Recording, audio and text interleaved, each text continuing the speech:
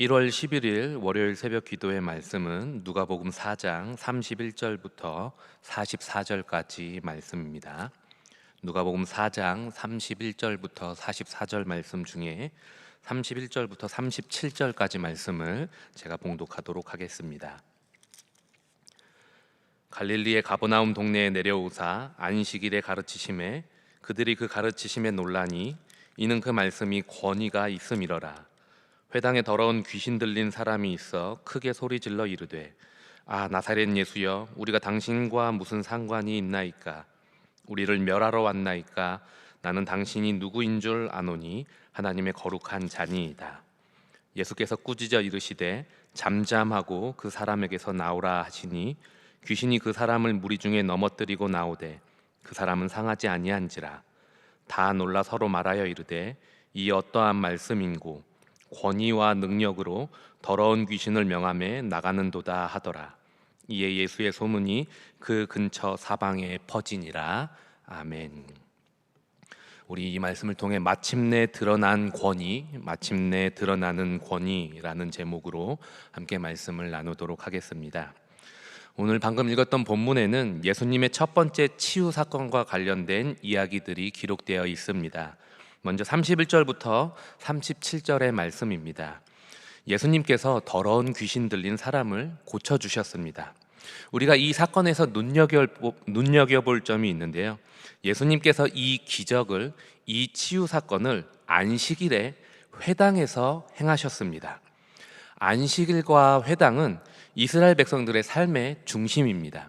먼저 안식일은 하나님의 하나님 되심을 누리는 시간의 중심이고, 회당은 하나님의 주인 되심을 드러내어 함께 누리게 하는 공간의 중심입니다. 그러나 오늘 본문에 등장하는 안식일과 회당은 전혀 그렇지 않은 듯해 보입니다.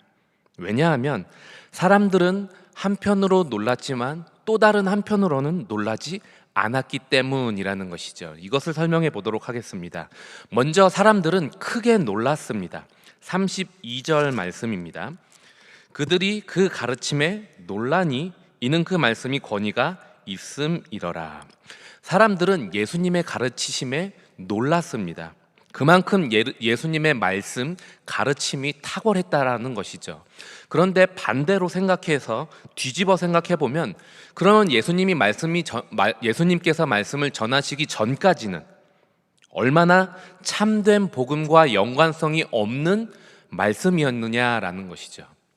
그 이전의 말씀과도 너무나도 다른 말씀이었기 때문에 놀랐다라는 것이고요.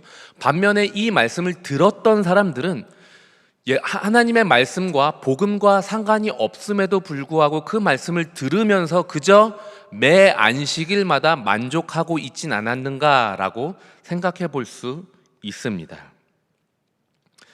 또한 사람들은 놀라지 않았습니다. 33절을 보시면은 회당에 더러운 귀신 들린 사람이 있어 크게 소리 질러 이르고 있음에도 불구하고 성경에는 사람들이 이 모습을 보며 놀랐다라는 기록이 없습니다. 귀신 들린 사람에 대한 무관심 때문인지 아니면 자신들도 어떻게 해서든 고쳐보려고 했으나 안 돼서 체념했기 때문인지는 모르겠으나 이 사람들은 귀신 들린 사람과 안식일에 회당에 공존하고 있는 것이 그다지 놀랄 일이 아니라 그저 평범한 일상처럼 보였다라는 것이죠. 안식일과 회당이라는 시간과 공간을 생각해 보면은 사람들이 놀라야 될 대상은 예수님 때문이 아니라 반대로 더러운 귀신 들린 사람 때문이었어야 했지 않을까라는 생각을 해보게 됩니다. 예수님의 말씀의 논란보다 우선하여 그 시간, 그 장소에 더러운 귀신이 마치 자신의 집처럼 편하게 앉아서 주인 행세하고 있음에 놀라고 한탄하며, 또한 더러운 귀신 들리는 사람에 붙잡혀 있는 그 사람을 바라보고 가슴 아파했어야 했을 것입니다. 그런데 이보다 더 놀랄 사실이 있습니다. 더러운 귀신 들린 사람만이 예수님을 알아보고 믿음의 고백을 하고 있다라는 점입니다. 사람들은 분명 말씀을 듣고 놀랐습니다. 그러나 놀랐을 뿐이지 그 놀람 이후에 믿음으로 예수님에 대해 고백했다라는 기록이 없습니다. 그러나 34절을 보시면은 나사렛 예수여, 우리가 당신과 무슨 상관이 있나이까? 우리를 멸하러 왔나이까? 나는 당신이 누구인 줄 아노니 하나님의 거룩한 자니이다. 이 고백을 누가 합니까? 사람들이 아니라 더러운 귀신 들린 사람, 더러운 귀신이 하고 있다라는 점이죠. 더러운 귀신은 예수님을 하나님이 보내신 메시아, 더 나아가면 하나님의 아들로 고백하고 있지만 사람들은 그런 고백을 하지 않고 있습니다. 이 사건을 통해 우리는 그곳의 사람들의 신앙 상태를 알 수 있습니다. 그들은 안식일에 회당에 분명히 있었고 안식일과 회당을 중요시 여기고 있었습니다. 그러나 귀신보다도 못한 신앙으로 그 시간에 그 공간에 있다라는 것이죠.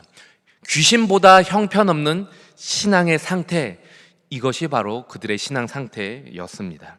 더 나아가 이 신앙은 가버나움에 있는 그 사람들만의 문제가 아니라 전 이스라엘의 영적인 상태였습니다. 참으로 암담하지 않습니까? 자유함도 누리지 못하고 자유함도 누리게 하지 못하는 영적인 상태, 이것이 그들의 상태였다면 오늘 우리의 신앙은 저들과 다른가? 라는 질문을 우리 스스로에게 던져봐야 합니다. 그러나 이런 영적 무기력 상태를 예수님이 아시고 치유하기 위해 마침내 예수님께서 일하기 시작하셨습니다. 38절부터 41절을 보시면은 그 이후에 예수님께서 온갖 병자들을 고치신 사건이 기록되어 있습니다. 38절부터 39절을 보시면 예수님께서 시몬 베드로의 장모 한 사람의 열병을 고쳐 주셨습니다. 그리고 40절부터 41절에는 예수님께서 한 사람을 고치시는 것을 넘어서 그 지역의 온갖 병자들을 고쳐 주신 사건이 기록되어 있습니다. 그리고 마지막 42절부터 44절에는 예수님께서 한 사람을 고치시고 한 지역을 고치시는 것을 넘어서 이스라엘 전체를 고치길 원하시는 모습을 우리는 살펴볼 수 있습니다. 이처럼 안식일에 행하신 예수님의 첫 행적을 통해 우리는 예수님이 누구신지를 알 수 있습니다. 32절 그리고 36절을 보시면은 그들이 그 가르치심에 논란이 이는 그 말씀이 권위가 있음이러라. 36절도 동일한 내용이 기록되어져 있습니다. 다 놀라 서로 말하여 이르되 이 어떠한 말씀인고 권위와 능력으로 더러운 귀신을 명함에 나가는도다. 예수님이 누구십니까? 누가는 이 본문들을 통해서 예수님이 권위가 있으실 뿐만 아니라 권위를 드러내길 원하시는 분으로 소개하고 있습니다. 예수님은 하나님의 자녀를 영적으로 짓누르는 귀신을 향해 꾸짖어서 그들로 하여금 자유케 할 수 있으신 권위자이시며, 또한 예수님은 육체적으로도 짓눌려 있는 질병을 향해서도 꾸짖어 자유케 하는 권위가 있으신 분입니다. 요즘에는 권위라는 단어가 매우 부정적으로 들려지는 시대입니다. 속된 말로 꼰대들이 기득권을 누리기 위해 주장하는 단어가 권위로 여겨지고 있습니다. 왜 그럴까요? 왜 권위라는 단어가 이처럼 부정적으로 우리에게 다가오는 걸까요? 왜냐하면 특권을 누리는 데만 권위를 사용하지 그 특권을 같이 누리게 함을 위해 권위를 사용하고 있지 않기 때문일 것입니다. 그래서 권위 있는 자처럼이라는 제목의 신학 서적도 출판될 만큼 권위에 대한 반감이 강한 시대를 우리는 살아가고 있습니다. 그렇다면 그리스도인은 권위 없는 자처럼 이 땅에서 바로 이 시기에 살아야 할까요? 아니면 바로 이 시기에 권위 있는 자답게 우리는 살아야 할까요? 예수님은 단 한 번도 권위 없는 자처럼 사신 적이 없으십니다. 그러므로 우리에게 필요한 삶, 그리스도인이 살아내야 되는 삶은 권위 없는 자다운 삶이 아니라 참된 권위가 있는 자다운 삶이라는 것이죠. 예수님이 마침내 드러내신 권위, 그래서 그리스도인이 회복해야 할 권위란 무엇일까요? 그것은 바로 자신이 자유를 누리기 위한 권위를 넘어 타인을 자유케 함을 위한 권위입니다. 예수님은 자신이 왕으로서 그리고 하나님으로서의 자유를 누리기 위해 권위를 드러내신 적이 없습니다. 예수님은 오직 자신의 백성들을 자유케 함을 위해 권위를 드러내셨습니다. 자신의 백성들의 지적인 무지로부터 자유케 함을 위해 예수님은 어디에서나 말씀을 선포하셨고, 또한 자신의 백성들을 얽어매고 있는 영적 존재로부터 자유케 함을 위해 기적을 행하셨으며, 또한 자신의 백성들을 얽어매고 있는 육체적인 고통으로부터 그들을 자유케 함을 위해 기적을 행하셨습니다. 그러므로 참된 권위란 자신이 기득권과 자유를 누리기 위해 사용하는 힘이 아니라 고통받는 약자들을 자유케 할 수 있는 힘, 이것이 바로 참된 권위입니다.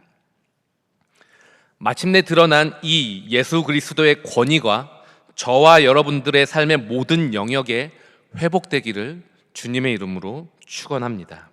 예수님께서 십자가와 부활을 통해 이미 우리에게 자유를 주셨습니다. 그러므로 고통과 절망, 두려움과 불안함에 얽매이지 않는 이 모든 것으로부터 승리함을 누리는 2021년 저와 여러분들의 모든 삶이 되기를 소망합니다. 그러나 또한 이 자유를 누림을 넘어서 자유를 얻은 자답게 자유케 함의 권위를 이 땅 가운데 드러낼 수 있기를 소망합니다. 우리는 뉴스를 통해 이 시기에 참으로 많은 분들이 고통 가운데 있고, 또한 무자비한 아동학대의 뉴스를 듣고 우리는 피해 아동에게 연민을, 또한 가해 부모에게 분노하며 그렇게 이 시기를 보내고 있습니다.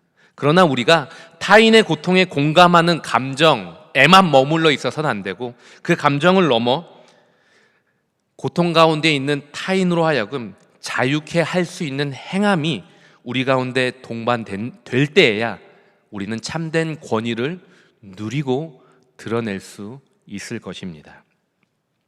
자유함을 누림의 권위를 넘어 자유함을 누리게 함의 권위, 어떻게 하면 우리가 드러낼 수 있을지, 어떻게 하면 이 예수 그리스도의 권위를 드러내게 하며 확장시킬 수 있을지 함께 고민하는 오늘의 하루, 또한 오늘의 이번 한 주가 되기를 소망합니다. 그리하여서 우리와 함께하는 모두를 자유케 하는 권위, 그 권위를 아름답게 누리는 2021년 한 해가 되기를 주님의 이름으로 축원합니다. 우리 이 시간에 함께 기도하며 나아가도록 하겠습니다. 우리 첫 번째로 함께 읽은 말씀을 기억하면서 하나님, 내 삶 가운데 예수 그리스도의 그 권위, 참된 권위 누리고 또한 함께 누리게 하는 삶 살아내게 하여 주시옵소서. 이렇게 함께 기도하시며 개인과 가정을 위해 먼저 기도해 주시고요. 우리 두 번째로 기도할 때 월요일 기도 제목인 나라와 민족을 위해 함께 기도하겠습니다. 대통령을 위시한 모든 위정자들이 어려운 시기에 하나님이 주시는 권위와 지혜와 능력으로 맡겨진 역할 잘 감당할 수 있게 해달라고 기도해 주시고요. 또한 북극발 한파로 인한 강추위 가운데 고통받고 있는 취약계층들이 계십니다. 그들 가운데 우리가 불쌍히 여김을 뛰어넘어서 그들을 위해 무엇을 할 수 있을지 행함의 은혜가 우리 가운데 있도록 함께 기도해 주시고, 마지막으로 오늘부터 시작되는 신년 특별 기도회를 위해 함께 기도하도록 하겠습니다. 험악한 삶 속에서 빛나는 하나님의 은혜 선포되게 하시고 함께 누리게 되는 시간 되게 하여 주시옵소서. 우리 이렇게 함께 기도하도록 하겠습니다.